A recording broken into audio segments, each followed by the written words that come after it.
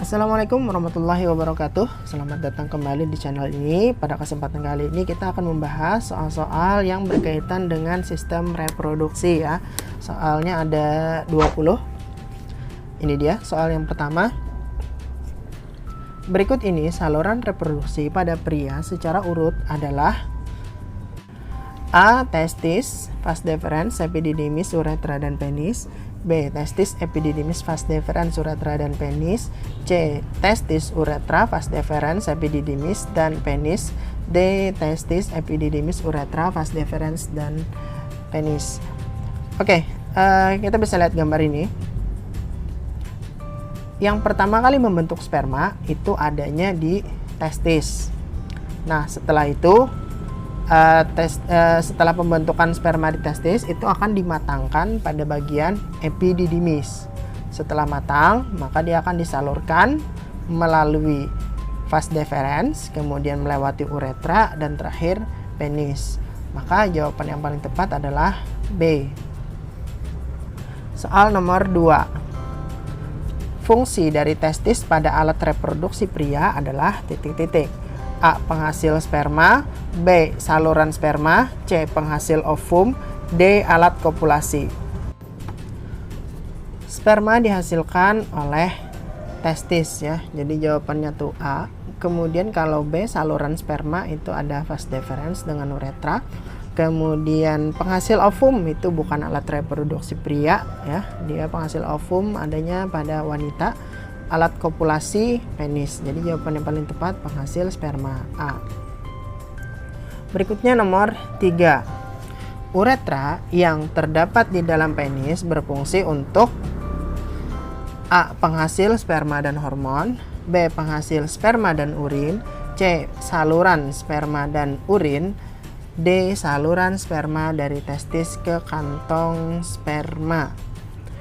Oke, kalau dari testis ke kantong sperma itu vas deferens, tapi kalau dari kantong sperma ke penis itu uretra. Selain itu, dia juga mengeluarkan urin ya yang berasal dari kandung kemih. Maka uretra itu dapat berfungsi sebagai penyalur sperma dan juga penyalur urin. Maka jawaban yang paling tepat adalah C. Berikutnya nomor 4. Organ reproduksi pria yang berfungsi dalam mematangkan sperma adalah A. Epididymis, B. Skrotum, C. Vas deferens, dan D. Testis. Oke, tadi sedikit sudah kita singgung bahwa beberapa fungsinya. Yang pertama epididymis itu adalah untuk mematangkan. Kalau skrotum itu melindungi testis dari goncangan dan juga sekaligus sebagai pengatur suhu. Kemudian vas deferens itu saluran. Nah, kalau testis pembentuk. Maka jawaban yang paling tepat adalah A. Berikutnya soal nomor 5. Peristiwa pelepasan sel telur dari ovarium disebut A. Fertilisasi, B. Ovulasi, C. Kontraksi. Oke. Fertilisasi nama lainnya adalah pembuahan ya. Sedangkan ovulasi itu adalah peristiwa pelepasan sel telur dari ovarium. Nah, sedangkan kontraksi dan relaksasi biasanya berhubungan dengan gerak otot ya. Jadi jawaban yang paling tepat itu adalah B. Ovulasi.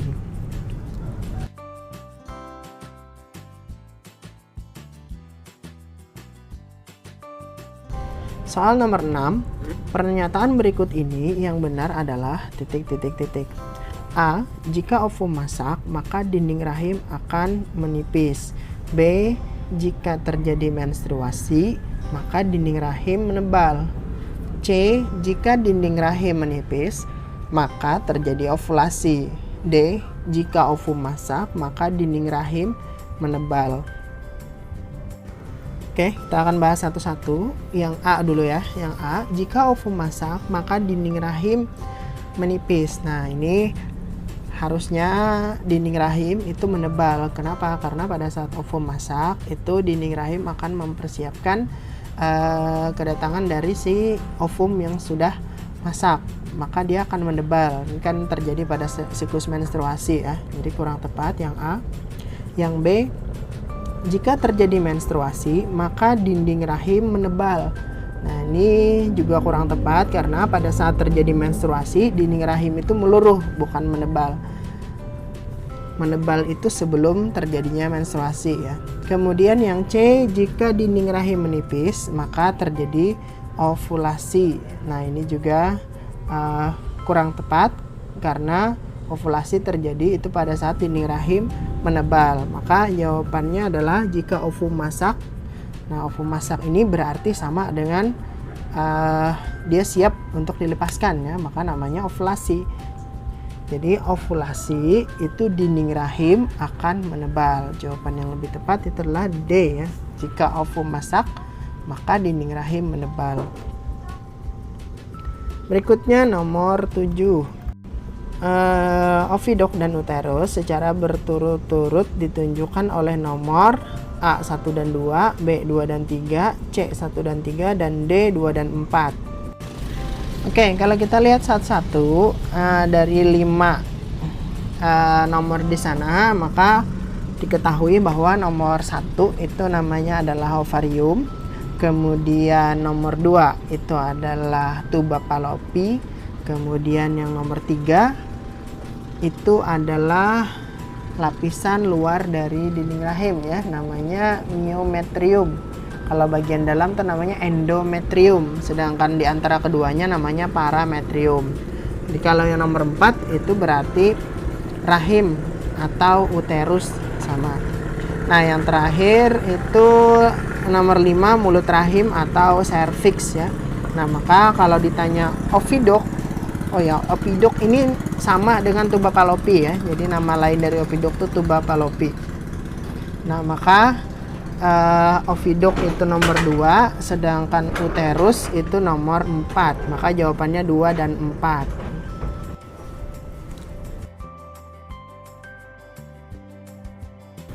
Soal nomor 8. Proses fertilisasi terjadi pada nomor titik-titik-titik. A1, B2, C3, D4.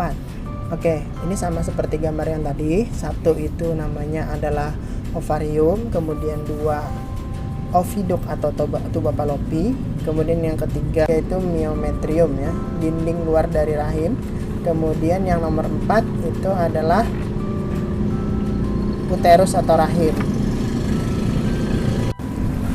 Oke, seperti penjelasan sebelumnya bahwa fertilisasi itu terjadinya di oviduk atau tuba Fallopi ya, maka jawabannya adalah B2. Soal nomor 9. Hasil akhir dari proses oogenesis adalah titik-titik-titik. A. 1 ootit dan 2 badan polar.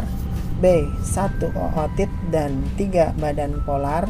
C. 1 spermatosit primer dan 2 badan polar, dan D. 1 spermatosit primer dan 3 badan polar. Oke, kalau kita lihat dari pilihan ini ada 2 jenis ya, A dan B itu ootit, sedangkan C dan D spermatosit. Spermatosit itu sudah jelas salah karena C dan D spermatosit berarti kan pada pria ya. Sedangkan oogenesis itu adalah proses pembentukan sel telur pada wanita. Maka pilihannya cuma antara A atau B. Nah, tinggal kita lihat ada berapa badan polar dalam proses oogenesis. Oke, coba perhatian gambar ini. Nah, oogonium itu dia akan berubah menjadi oosit primer yang terbagi menjadi oosit sekunder ya. Nah, di sana akan terbagi 2. Bagian oosit primer nanti akan berkembang menjadi ootit ya. Jadi di sana yang bagian yang besar itu nanti akan membentuk ovum, sedangkan bagian yang kecil itulah yang disebut dengan polosit atau badan polar. Maka badan polarnya ada 1, 2, 3 ya. Maka jawaban yang lebih tepat adalah B, 1 ootit dan 3 badan polar. Berikutnya soal nomor 10. Pada proses pertumbuhan dan perkembangan sperma, sel haploid dimulai pada tahapan A. Spermatogonium, B. Spermatosit primer, C. Spermatosit sekunder, dan D. Spermatid. Oke. Nah, berbeda dengan oogenesis tadi, pada spermatogenesis ini prosesnya dia akan membentuk semuanya spermatozoa ya. Jadi kita bisa bandingkan juga dengan yang di sebelahnya. Ini ada spermatogonium yang akan membelah secara primer atau secara diploid menjadi primary spermatosit ya, atau spermatosit primer. Oke, di sini ada dua istilah, ada yang disebut dengan haploid, ada yang disebut dengan diploid. Secara mudahnya gini aja. Kalau haploid itu N-nya 1, kalau diploid itu N-nya 2. Nah, jadi spermatogonium itu awalnya N-nya 2 kan. Kemudian spermatosit primer itu masih N-nya ada 2. Nah, lalu dia akan memecah menjadi N1 atau di sana secondary spermatosit atau spermatosit sekunder, itu yang asalnya 2N masing-masing akan menjadi N saja. Lalu akan berkembang lagi, setelah itu dia akan membelah menjadi N pada spermatid. Nah, lalu spermatozoa. Maka proses dari 2N menjadi N itu pertama kali terjadi di secondary spermatosit atau spermatosit sekunder. Maka jawabannya adalah C. Soal nomor 11. Masa pubertas pada remaja ditandai dengan dihasilkan dan dikeluarkannya A. Testosteron oleh testis dan estrogen oleh ovarium. B. Sperma oleh remaja pria dan sel telur oleh remaja putri. C. Testosteron dan FSH. D. FSH dan LH. Oke, di sini pertanyaannya itu mengarah kepada dihasilkan dan dikeluarkannya titik-titik ya. Nah, maka di sini bisa kita lihat A. Testosteron itu hormon, kemudian C. Testosteron hormon, FSH juga hormon, kemudian FSH dan LH itu hormon. Maka jawaban yang paling tepat itu adalah B, karena dia bukan berupa hormon ya. Jadi di sana dihasilkan sperma dan dihasilkan sel telur. Sperma pada pria, sel telur pada wanita, lalu dikeluarkan. Jadi itu yang menandai masa pubertas. Nah, sedangkan hormon itu berfungsi sebagai penunjang dari proses tersebut ya. Jadi jawabannya B. Nomor 12. Remaja laki-laki yang telah mengalami pubertas akan mengalami perubahan suara dan bentuk tubuh. Perubahan ini dipengaruhi oleh hormon A. Testosteron, B. Progesteron, C. Adrenalin, dan D. Tiroksin. Oke, tadi sudah kita bahas bahwa pada pria itu yang berperan adalah hormon testosteron, sedangkan pada wanita namanya hormon estrogen. Jadi jawaban yang tepat adalah A. Testosteron. Nomor 13. Berikut ini yang bukan merupakan ciri pubertas pada remaja putri adalah titik-titik. A. Suara menjadi lembut. B. Kulit menjadi halus. C. Tumbuhnya jakun. Dan D. Mengalami menstruasi. Ya, pubertas pada putri itu tentunya tidak akan tumbuh jakun ya. Suara menjadi lembut, iya. Kulit menjadi lebih halus, iya. Mengalami menstruasi, iya. Jadi jawabannya C. Tumbuhnya jakun. Nomor 14. Hormon yang aktif paling awal pada proses menstruasi seorang wanita dewasa adalah A. Estrogen, B. Progesteron, dan C. LH, serta D. FSH. Oke, yang paling pertama kali aktif itu nama hormonnya adalah follicle stimulating hormone. Nah, jadi di sana fungsinya adalah untuk salah satunya berperan dalam proses reproduksi sel telur. Jadi yang paling berperan penting pada awalnya itu adalah FSH atau follicle stimulating hormone. Jadi jawabannya D. Kemudian nomor 15, penghubung antara ibu dengan embrio disebut, biasanya kita menyebutnya tali pusar. A. Plasenta, B. Ketuban, C. Amnion, D. Chorion. Nama lain dari tali pusar itu adalah plasenta. Jadi jawabannya adalah A. Soal nomor 16, fungsi dari amnion adalah titik-titik-titik. A. Melindungi ibu dan janin. B. Pertukaran zat antara ibu dan janin. C. Melindungi embrio dari benturan. Dan D. Memberi makan dan oksigen pada embrio. Oke, amnion itu kita bisa mengenalnya sebagai air ketuban ya. Jadi air ketuban kalau dalam kehidupan sehari-hari atau kehidupan di masyarakat biasa kita sering dengar kan air ketuban. Nah, nama lainnya adalah amnion. Fungsi dari amnion itu karena dia berupa cairan supaya dapat melindungi embrio dari benturan terjadi di dalam rahim. Jadi jawaban yang paling tepat ini adalah melindungi embrio dari benturan. C ya. Nomor 17, bayi kembar yang dilahirkan dari pembelahan satu zigot menjadi dua yang terus tumbuh menjadi individu disebut kembar titik-titik. A. Identik, B. Tidak identik, C. Fraternal, dan D. Non fraternal. Oke, kalau dia berasal dari satu zigot itu namanya adalah identik. Sedangkan kalau dia berasal dari dua zigot atau dizigot maka namanya adalah fraternal. Nah, maka jawaban untuk soal ini adalah A ya, identik. Nomor 18. Di bawah ini penyakit yang dapat mengakibatkan menurunnya sistem kekebalan tubuh seseorang adalah A. Herpes, B. AIDS, C. Gonore, D. Sipilis. Oke, kemarin sudah bahas kita tentang penyakit-penyakit ya.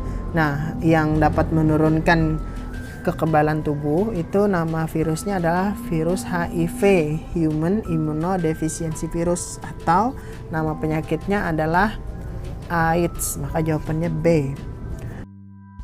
Nomor 19.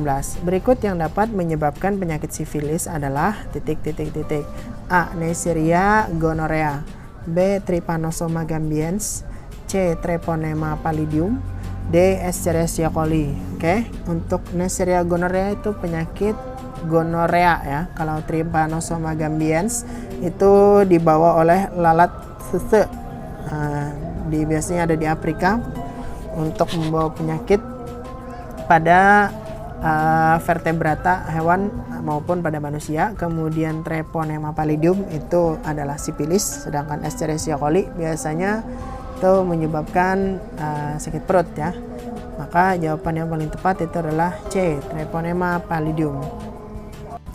Soal nomor terakhir 20. Pernyataan berikut adalah usaha untuk mencegah penularan virus HIV kecuali A. Menggunakan jarum suntik yang steril dan sekali pakai, B. Memakai peralatan operasi yang steril, C. Memeriksa darah sebelum melakukan transfusi darah, D. Memakai satu jarum suntik secara bergantian. Oke, kalau soal ini jelas ya, jawaban yang paling tepat itu adalah D.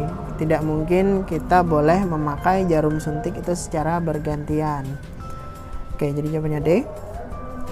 Nah, itulah soal-soal yang bisa kita bahas pada hari ini tentang reproduksi pada manusia. Jika ada kata-kata yang salah mohon dimaafkan, atau jika ada yang ingin ditambahkan silahkan kalian komentar. Sampai di sini dulu dan wassalamualaikum warahmatullahi wabarakatuh.